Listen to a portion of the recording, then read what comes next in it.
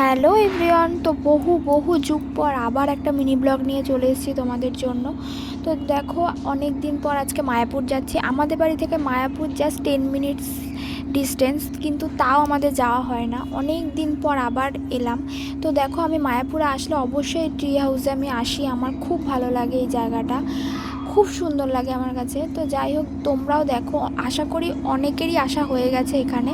তো যারা আসোনি তারা অবশ্যই এখানে এসে ঘুরে যেও, খুব সুন্দর জায়গা। তো দেখো, আমি আবার একটু রিলস করে নিলাম। তো যাই হোক, তারপর আমরা ইস্কনে চলে এসেছি। আর ইস্কনে এত ভিড়, এত ভিড়! জানুয়ারি মাস মানেই, জানুয়ারি ডিসেম্বর এগুলো প্রচুর ভিড় থাকে মায়াপুরে। আর আজকে মা বাবার বোনের সাথে আমি মায়াপুর এসেছি, বরমশাই আসতে পারেনি, তো তার জন্য মনটা একটু একটু খারাপ লাগছিল। তো যাই হোক, কিছু করার নেই।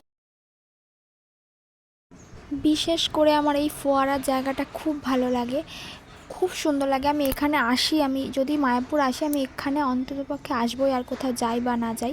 তো দেখো, আবার একটু ঢং করে নিলাম, মানে রিলস করে নিলাম।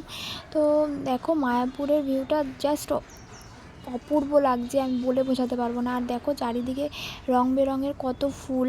আমি তো এখানে এসে যে আমার বাড়ি ফিরতে ইচ্ছা করছিল না, মনে হচ্ছিলো এখানেই থেকে যাই। যেহেতু কালকে প্রচণ্ড রোদ ছিল, আমার বেশ ভালো লাগে এখানে এসে দাঁড়াতে, মনটা শান্তি হয়। তো যাই হোক, দেখো পরিক্রমা দেখে তারপরে আবার বাড়ি ফেরার পালা। তো অনেক সন্ধেও হয়ে গেছিলো, বাড়িও তো ফিরতে হবে। তো দেখো আমরা, আর মায়াপুরটা খুব সুন্দর সাজিয়েছিল চারপাশটা। তো যাই হোক, টাটা।